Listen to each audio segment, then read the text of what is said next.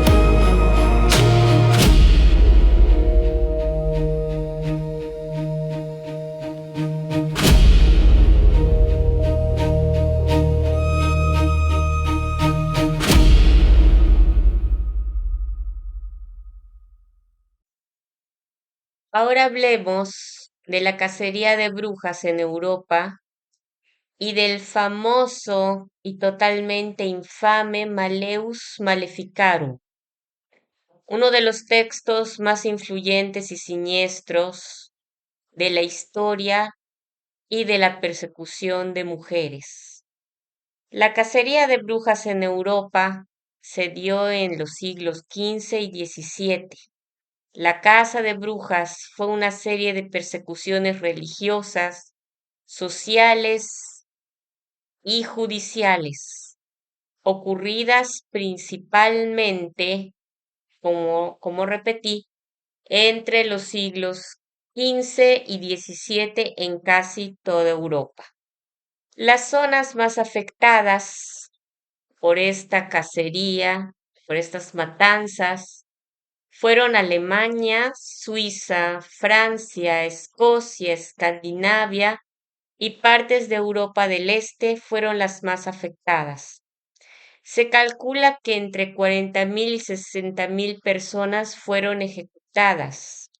Yo diría que más de 100.000. Y algunas fuentes también así lo citan.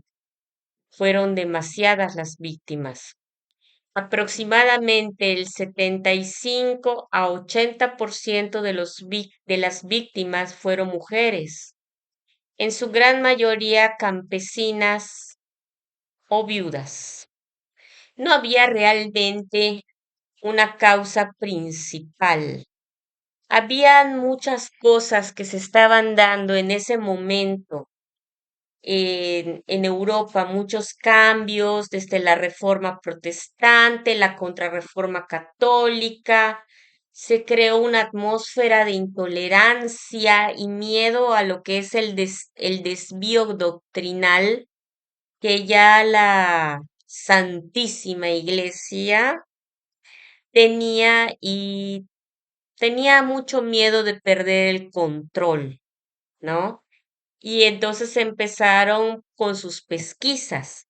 Obviamente, y mucho antes de las brujas, lo hicieron con los cátaros, que ese es otro tema que ya trataré.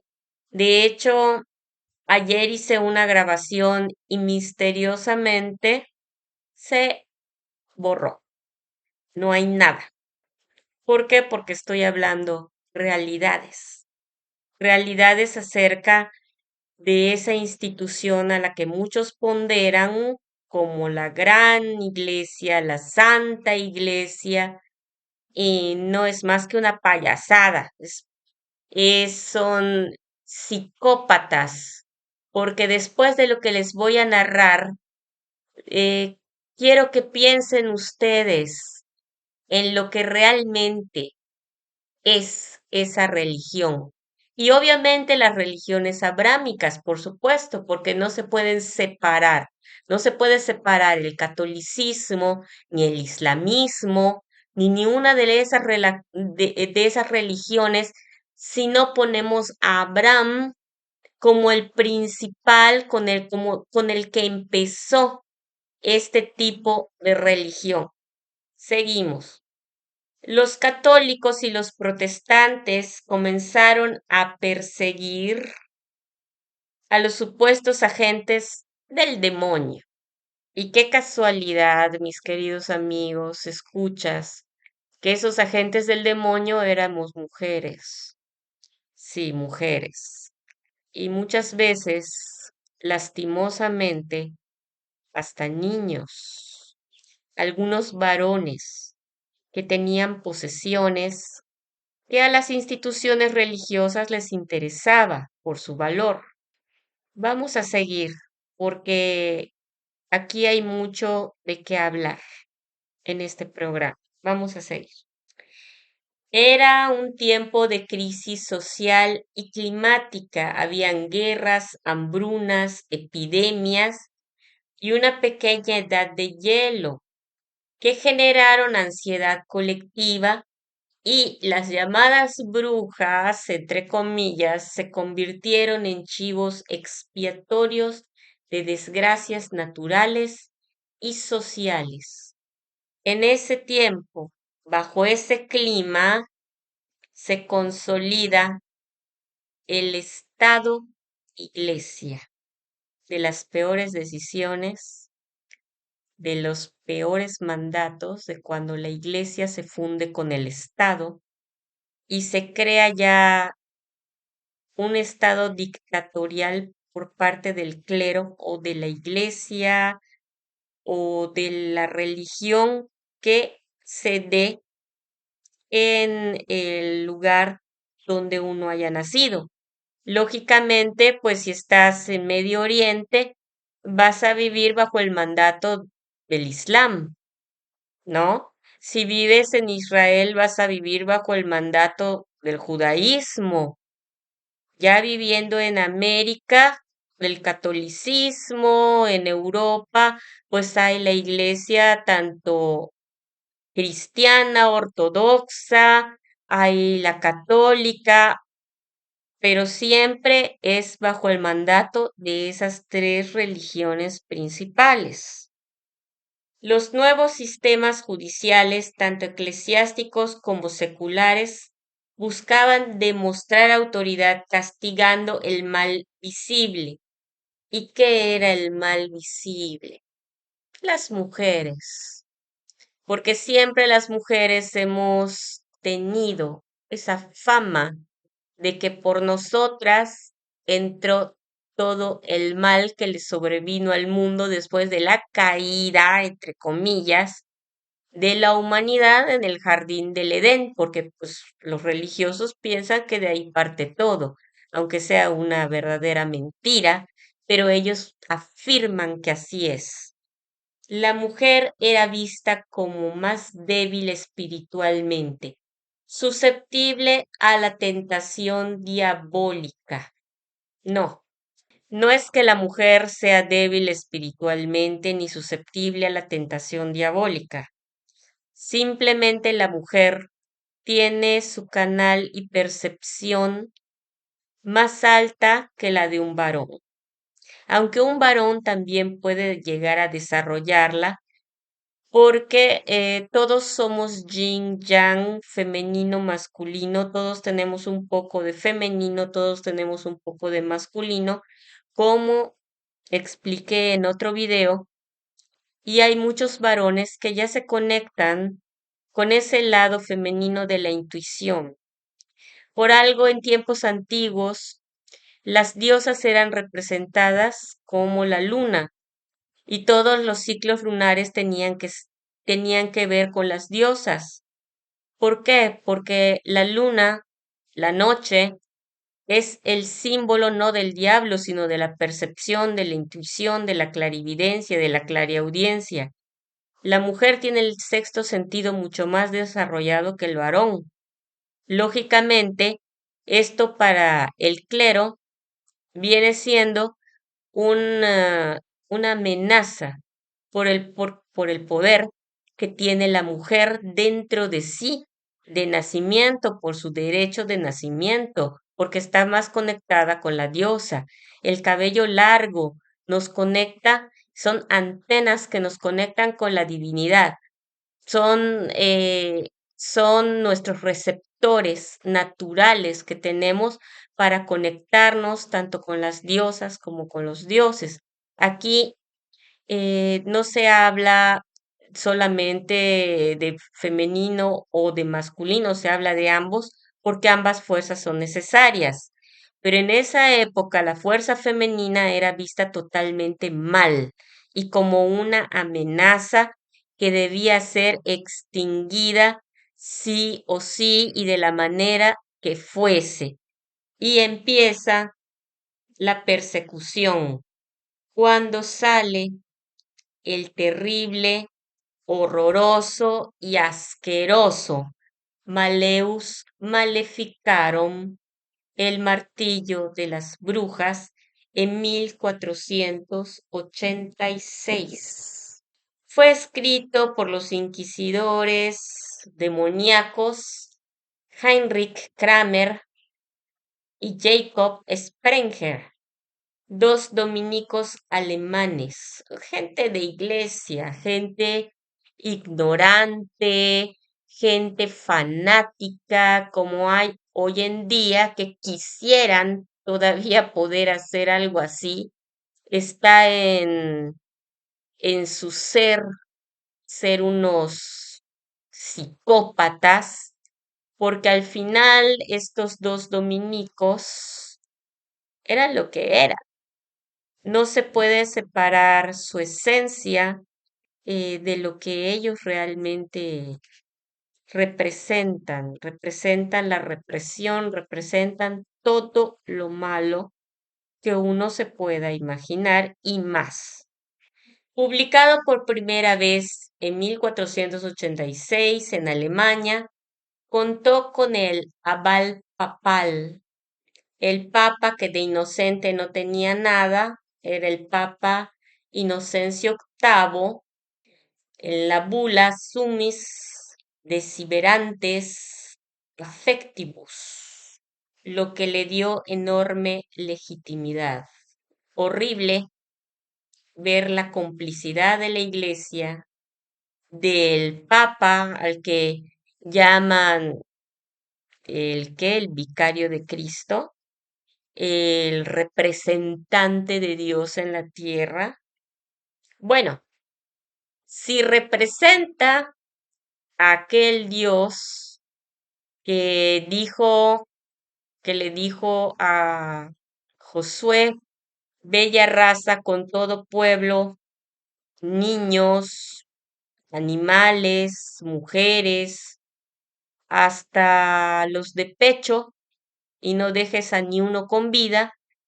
Entonces sí, la verdad es que sí lo representa muy bien. Es un excelente representante, es una representación más que gráfica de lo que significa esa religión con respecto a lo que ocurrió a a esta casa, a este holocausto que se les dio a las mujeres en específico, aunque también, como les dije anteriormente, hubieron otras víctimas, pero en su gran mayoría eran mujeres. Ellos argumentaban que la brujería existe y que negarla es una herejía. Describe las formas de brujería como pactos con el diablo, hechizos y vuelos nocturnos, entre otras cosas. Aquí voy a hacer también una reflexión acerca de la ignorancia de estos pobres idiotas, porque antes de la llegada del cristianismo y de todas esas porquerías de religiones, no existía la figura del diablo. No existía Satanás, no existía Luzbel, no existía Belfegor, no existía Azazel, no existía nada que conocieran los pueblos antiguos indoeuropeos que crecieron adorando a sus dioses.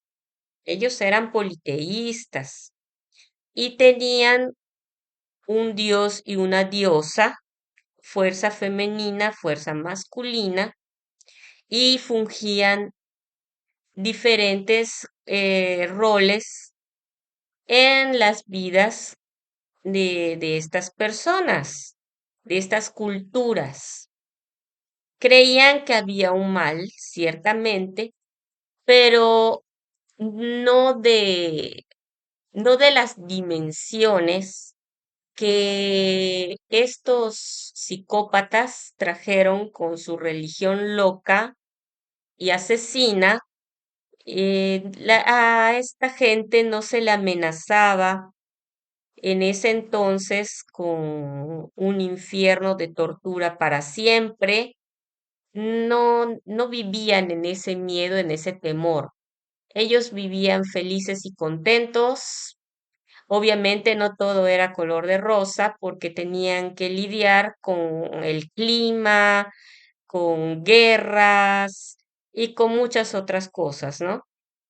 Pero en referente a la espiritualidad, pues ellos eran más tranquilos en su forma de adoración que toda esta bola de monstruos. Entonces aquí no existe el Satán. En esta época, en esta época anterior al cristianismo, no existe Satán, no existe Lucifer, que Lucifer, por cierto, abro paréntesis, no es la figura que maneja la Iglesia. En los anteriores documentos de los papas ni siquiera figuraba exactamente el nombre de Lucifer. Después se incorporó para tener siempre a quien culpar de todas las cosas que su mismo Dios hace. Y ya luego vamos a hablar de eso cuando saque el video del paganismo versus el cristianismo, entre otras religiones.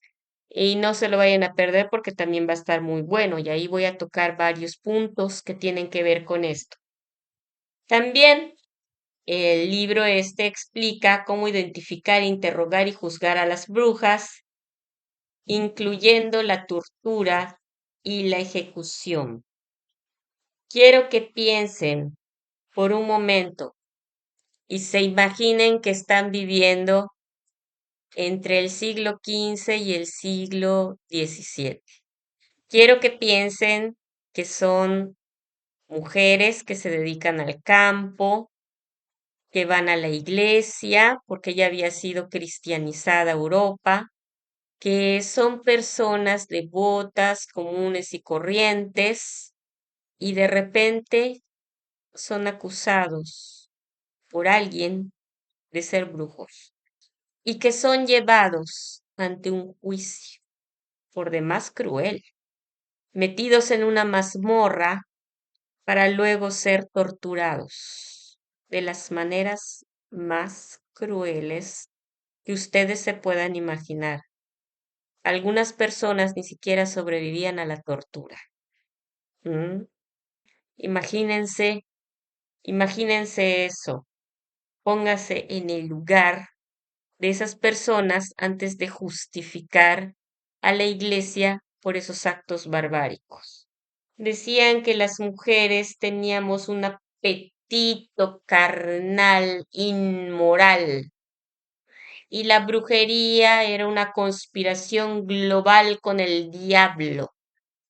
Los jueces e inquisidores tienen el deber divino de erradicarla por todos los medios posibles, incluyendo, lógicamente, lo que es toda su psicopatía, todo tipo de asesinato disfrazado de una limpieza, de algo que tiene que erradicarse, de algo que supuestamente es un mal, y era todo un justificante a lo que nosotros podemos ver que en realidad era una cacería dirigida hacia el poder femenino y hacia la represión del mismo.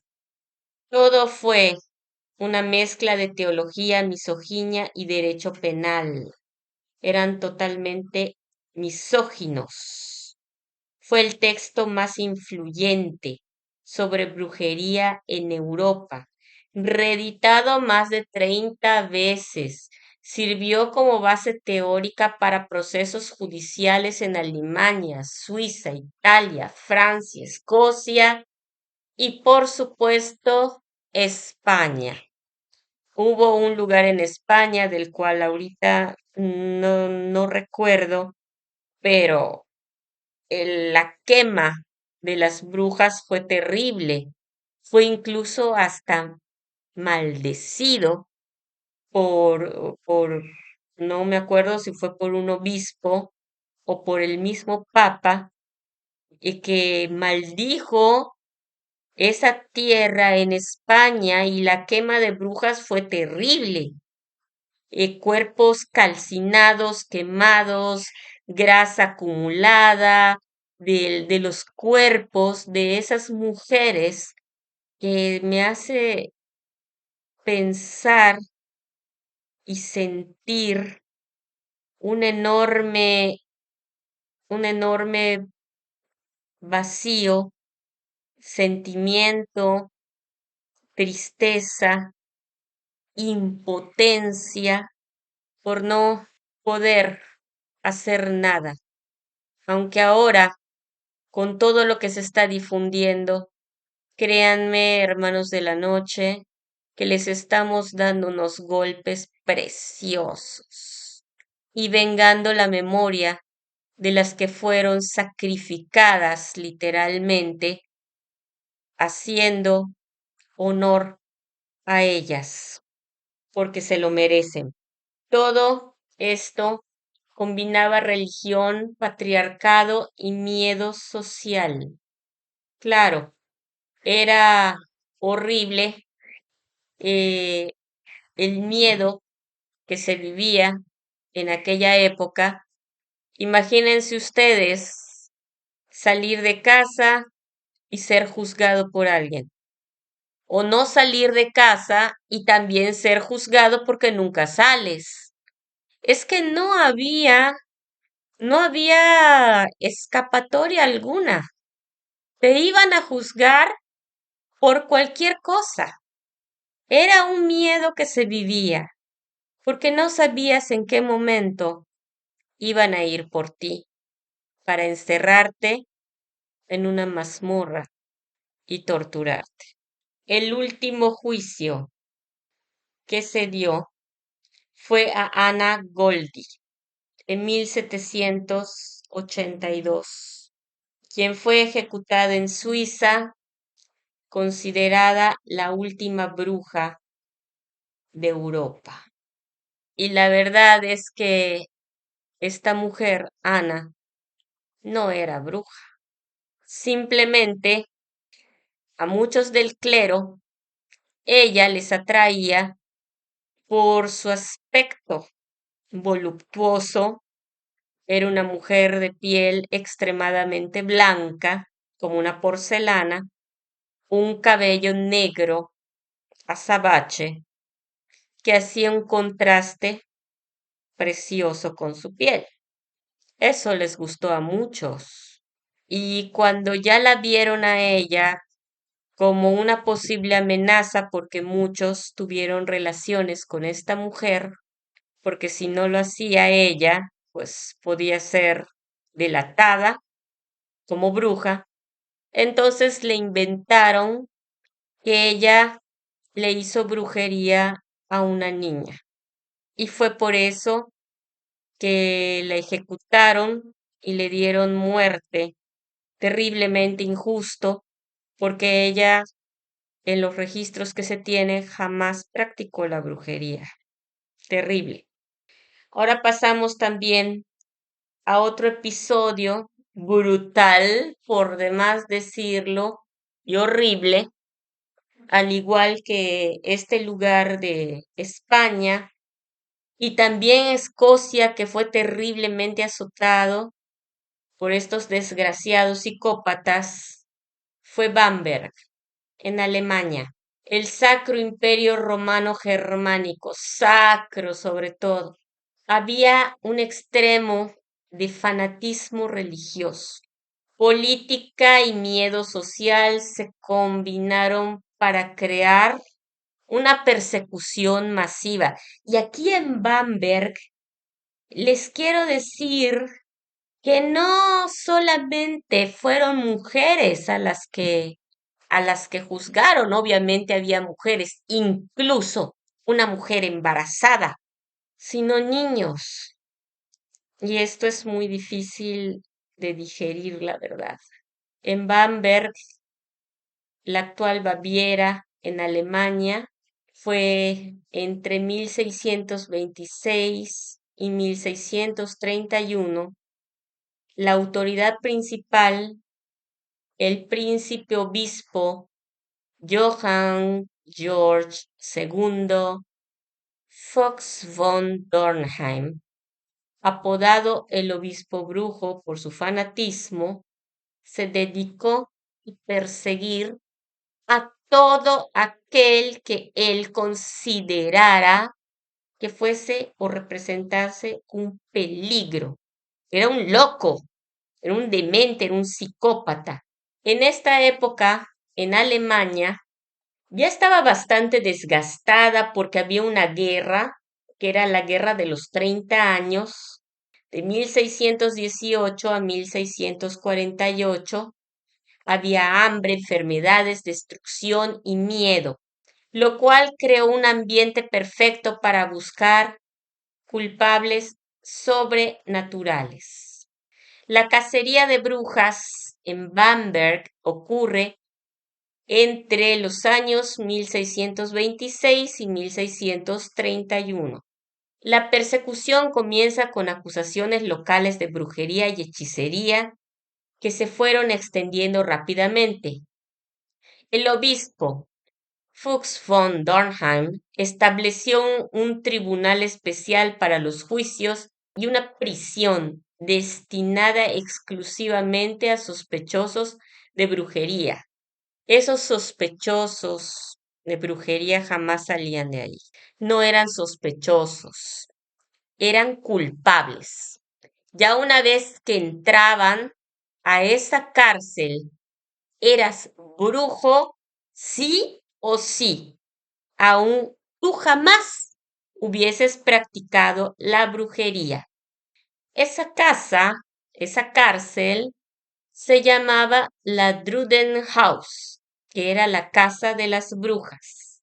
Esta prisión estaba especialmente diseñada para aislar, torturar y hacer confesar bajo coerción a los acusados.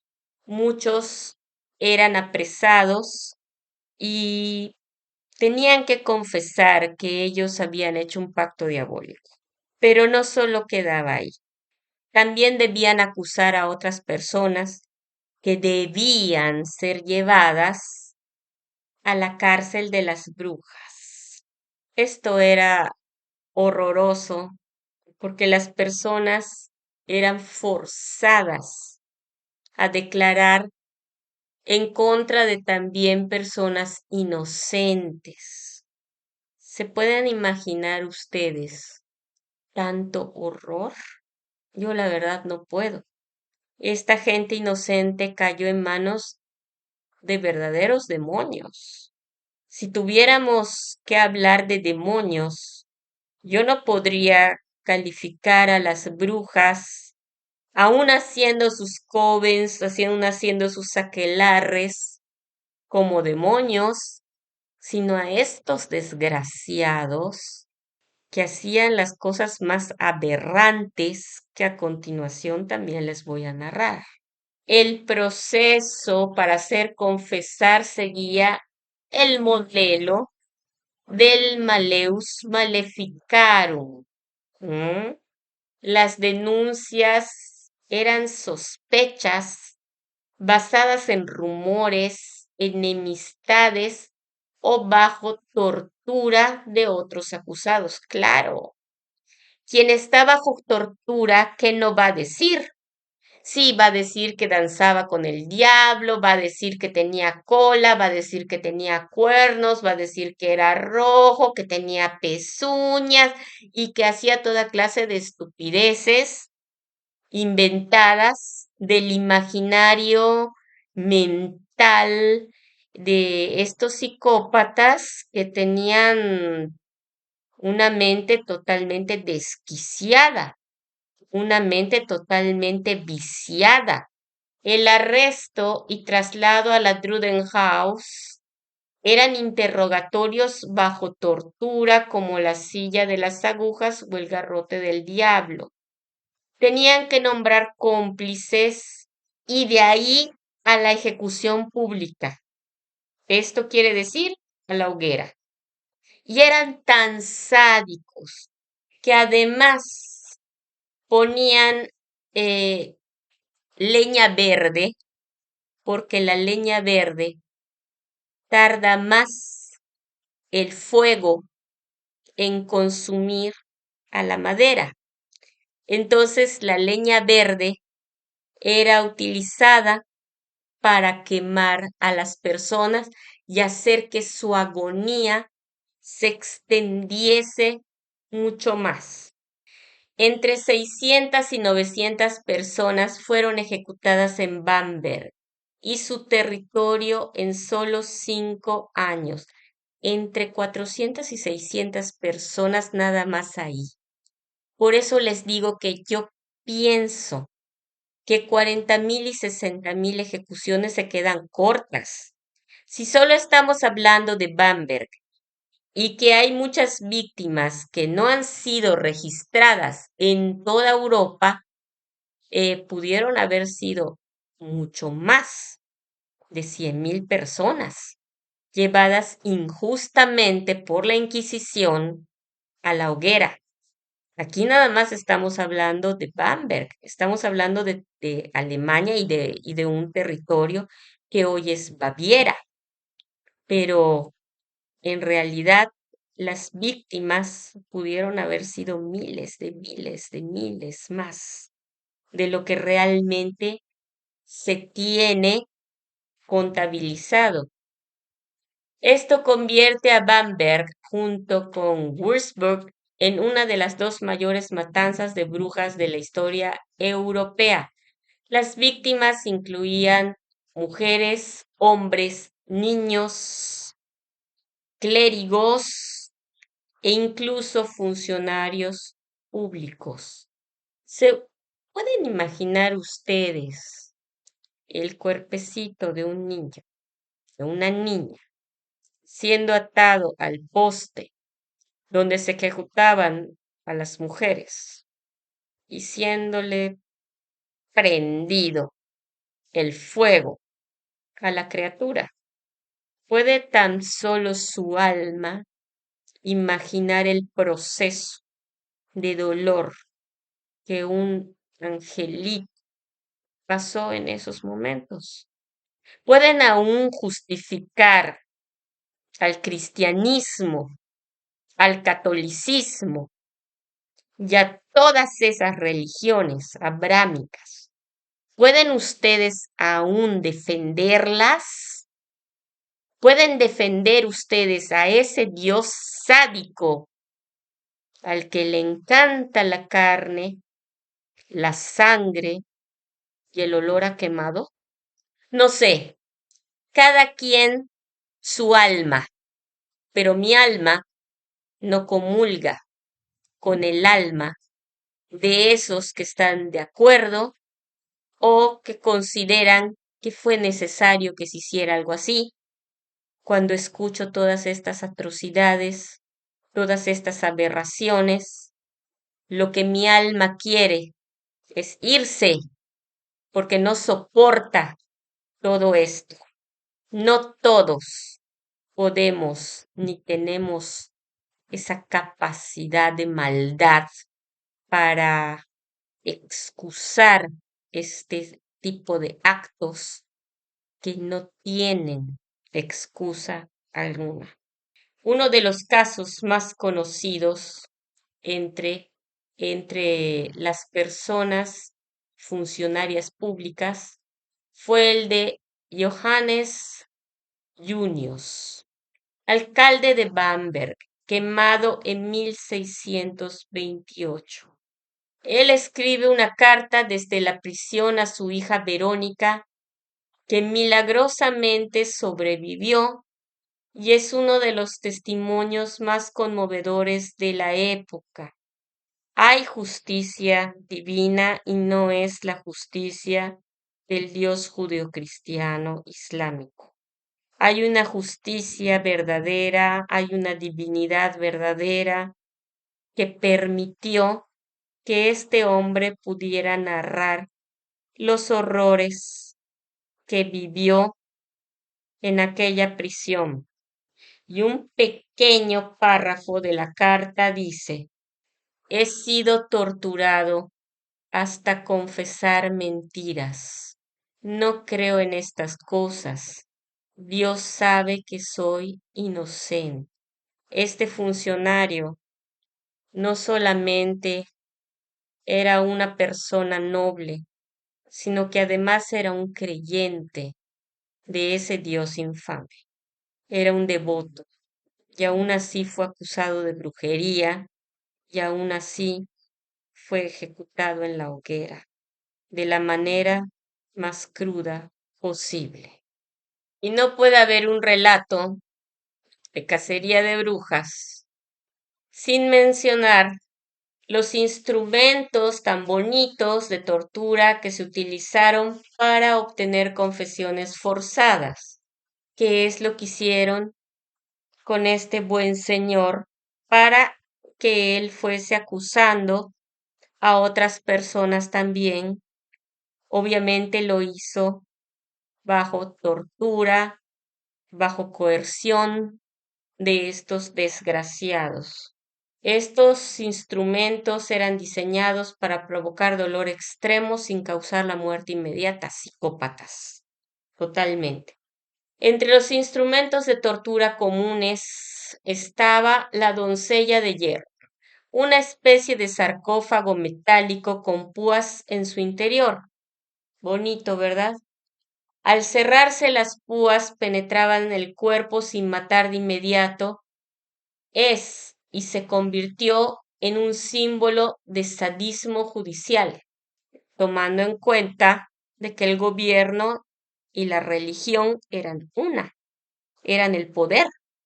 Ahí no habían derechos civiles, ni derechos humanos, ni derechos de ningún tipo. Ahí hasta por una mirada podía ser condenado por cualquier cosita, pues. No había un motivo ni una razón. El potro o rack consistía en una mesa con cuerdas atadas a las extremidades. Estiraba el cuerpo hasta dislocar tanto los brazos como las piernas, causando un dolor insoportable. Era uno de los métodos más utilizados para obtener confesiones. Es duro hablar de estas cosas, la verdad. Seguimos. Las botas españolas, dispositivo que comprimía las piernas con tablillas y cuerdas o se llenaba de metal caliente, provocando fracturas y quemaduras graves. La pera oral, vaginal o anal, instrumento metálico que se introducía en la boca, vagina o ano y se expandía mediante un tornillo, desgarrando tejidos internos. Se usaba como castigo por mentiras, blasfemia o conducta sexual desviada. Esto no aplica solamente a las mujeres, sino también a los homosexuales. Eran unos totales demonios, demonios. No queda otra palabra, almas retorcidas que disfrutaban de torturar con este tipo de instrumentos a las personas que desgraciadamente cayeron en sus manos. Eran unos malditos. La silla de interrogatorio que les había dicho estaba cubierta de clavos metálicos y obligaba al acusado a sentarse desnudo. A veces se calentaba para intensificar el sufrimiento. Es que mayor, mayor maldad en el mundo no pudo haber, no pudo haber. Fue horroroso. ¿Cómo? ¿En qué cabeza cabe planear todo este tipo de tortura para personas que ni siquiera les constaba que fuesen brujos y aún así lo hubieran sido? ¿Qué demonios les importaba lo que creyera cada quien siempre y cuando cumplieran con su deber? Pero no, estamos hablando en las épocas del cristianismo, de la iglesia. Estamos viviendo ahorita en esta narración esa época y estamos sintiendo el clima del miedo, de la opresión, de la dictadura y de la muerte. La balanza de brujas. Se pesaba a la acusada para comprobar si era demasiado ligera, lo cual se interpretaba como señal de brujería, y aunque no era tortura física directa, sí formaba parte del proceso humillante. Claro, a muchas hasta se les quitaba la ropa. Este, o esta demostración de brujería es la más estúpida que se les ocurrió porque si una persona era totalmente delgada, flaca, pues lógicamente iba a ser ligera. Pues ¿qué pensaban? No tenían ni siquiera idea de la relación de la masa del peso, todo era brujería o más bien excusa de brujería para poder llevar a cabo sus matanzas. La prueba del agua. Se ataba a la acusada y se la arrojaba a un río o lago. Si flotaba se consideraba bruja. Si se hundía era inocente, pero podía morir ahogada. Ay, bueno, a ellos no les importaba. Ya luego si se moría pasaba a categoría de mártir, pero hizo la prueba y salió inocente. Pues pobrecita, vamos a hacerle una misa, vamos a hacerle algo donde su memoria sea totalmente quitada de lo que es la brujería. No había, no.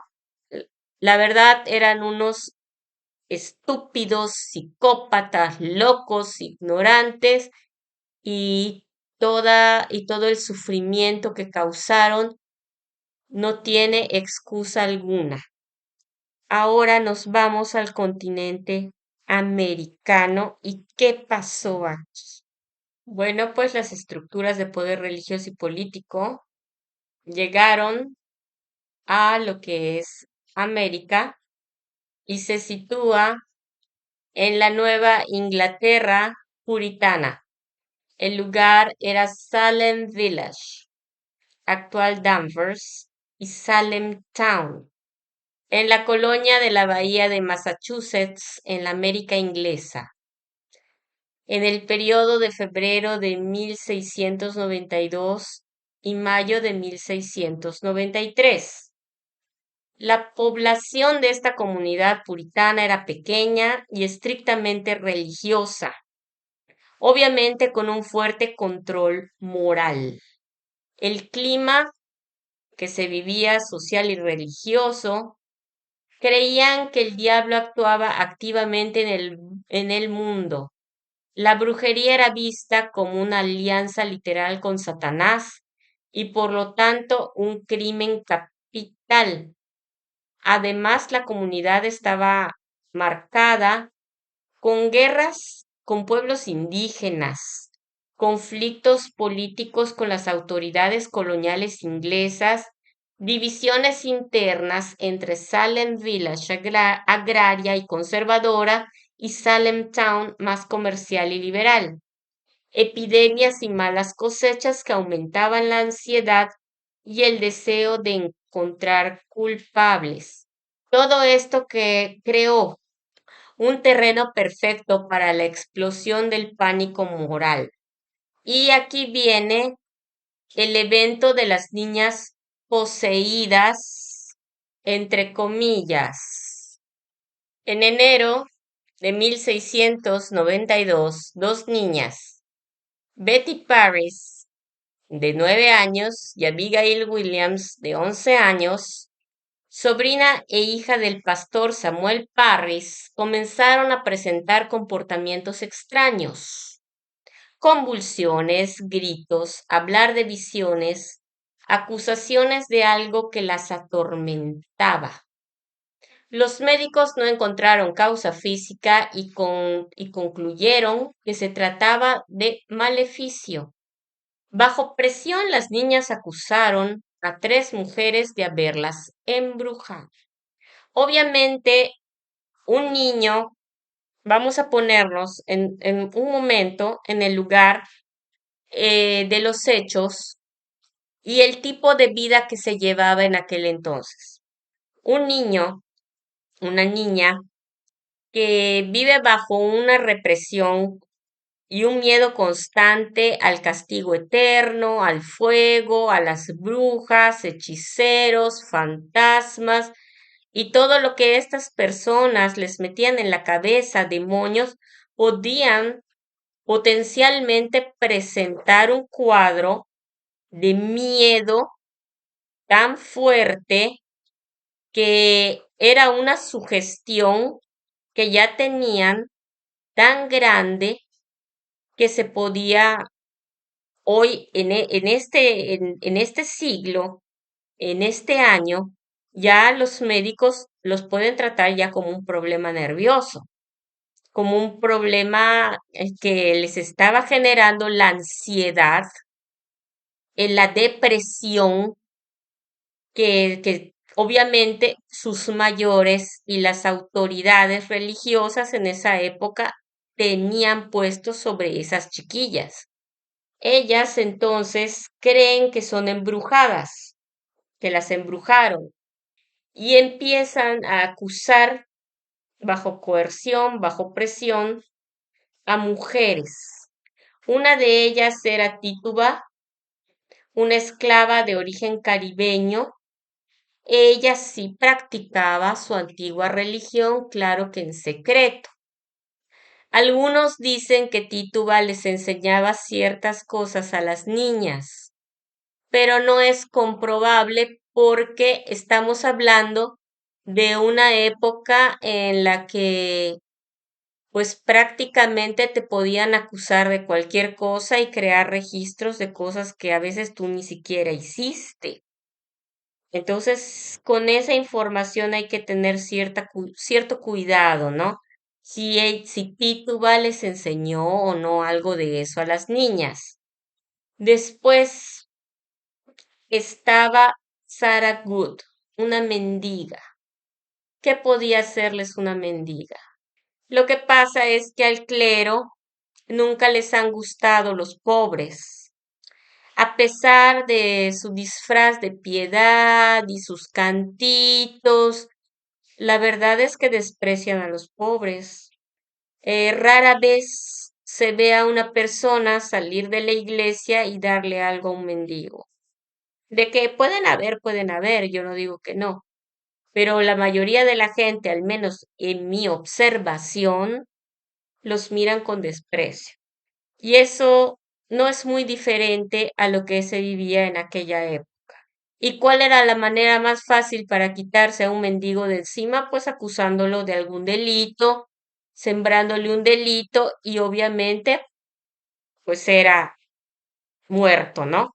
Era ejecutado. También Sarah Osborne, una viuda marginada, una viuda.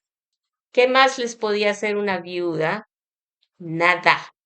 Pero para ellos era quitarse algo que les estorbaba de alguna manera porque eran unos insensibles y era gente maligna, como lo son hasta la fecha de hoy, que si en sus manos estuviese volver la Inquisición, lo harían.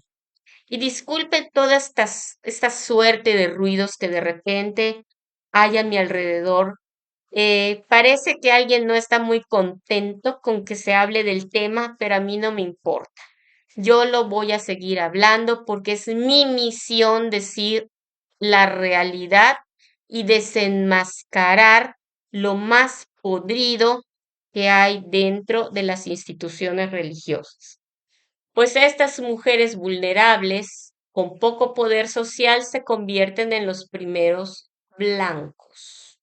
Obviamente se creó un tribunal especial para este tipo de casos, que es la Corte de Oyer y Terminer, que es oír y decidir, presidido por William Stockton y otros magistrados coloniales. Las pruebas se basaban en evidencias espectrales, testimonios de que el espíritu o la sombra de una persona había aparecido para hacer daño, incluso si el acusado estaba físicamente lejos.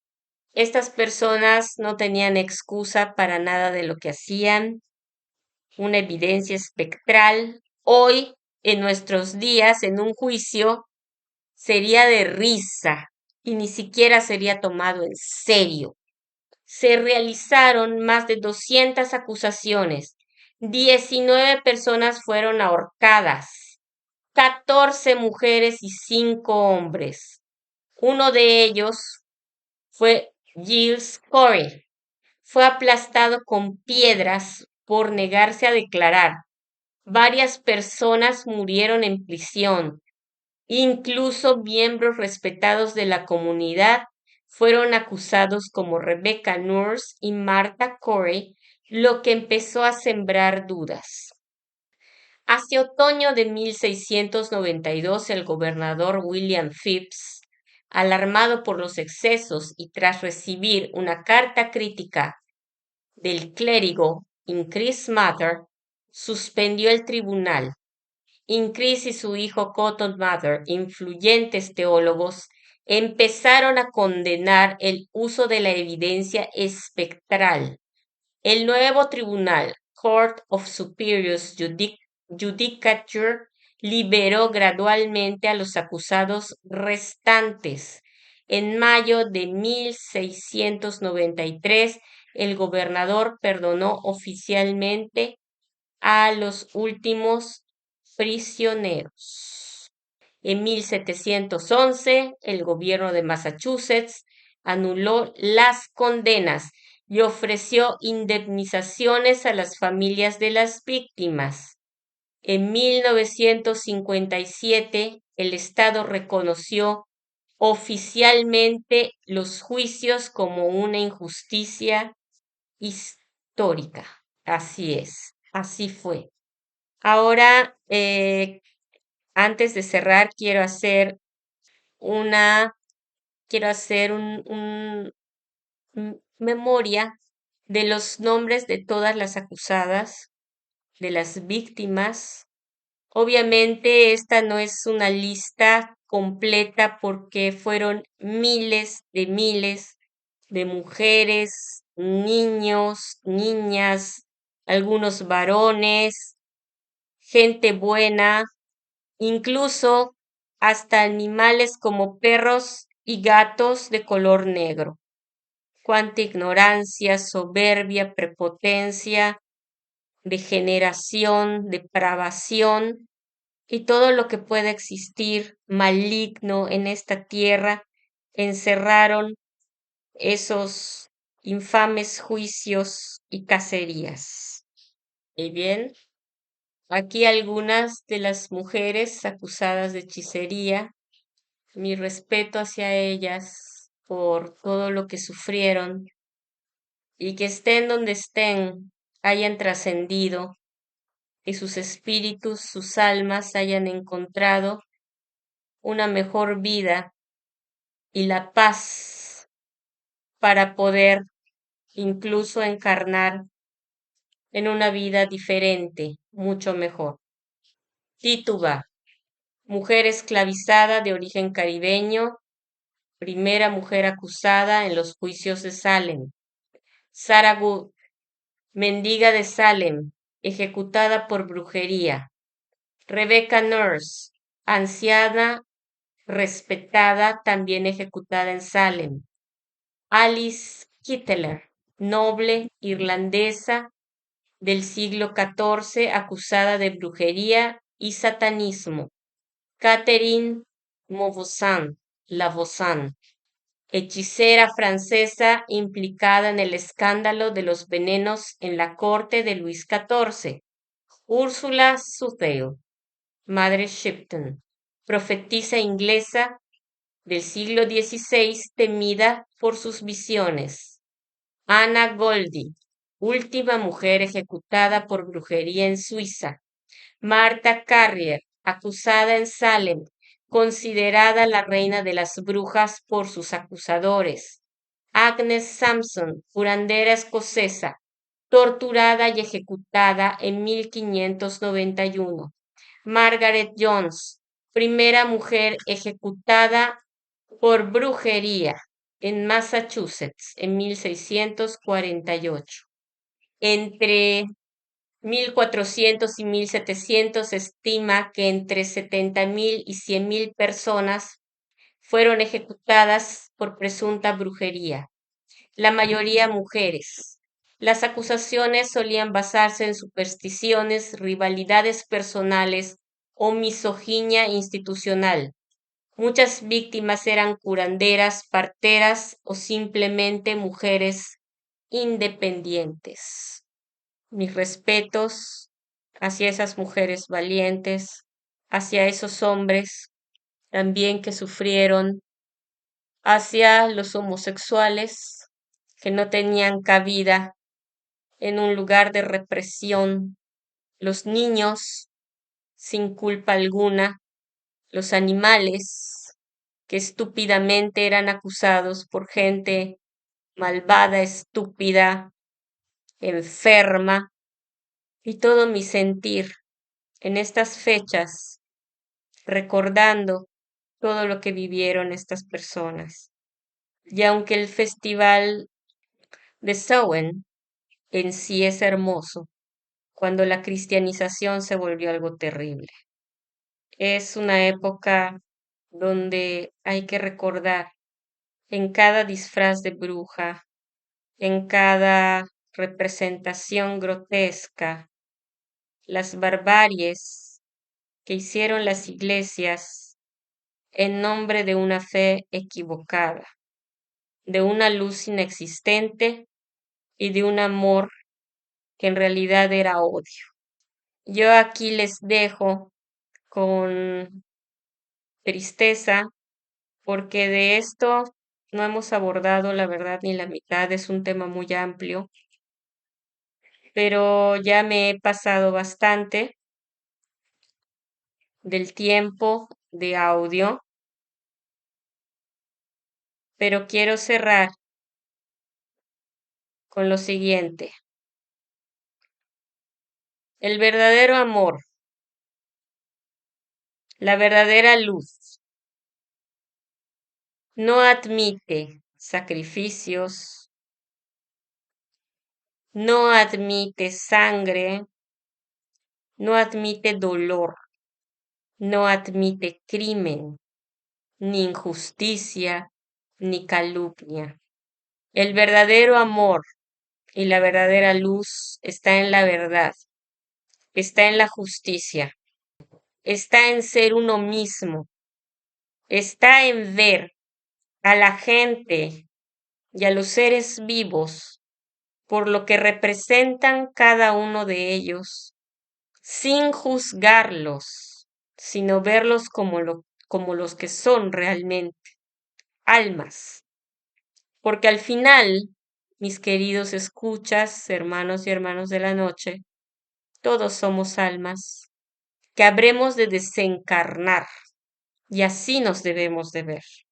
Todo lo que contiene este cuerpo físico hay que cuidarlo, sí, hay que amarlo, pero al final lo vamos a dejar. Ámense y véanse realmente por lo que son y conmemoren este día, el All Hallows Eve, Halloween, Samhain, también pensando en aquellas personas que fueron arrancadas de sus vidas por gente sin escrúpulos y sin alma. Se despide su amiga Elohim y esto fue el poder de tres. Hasta una siguiente entrega y muchas gracias por escuchar este programa. Hasta pronto.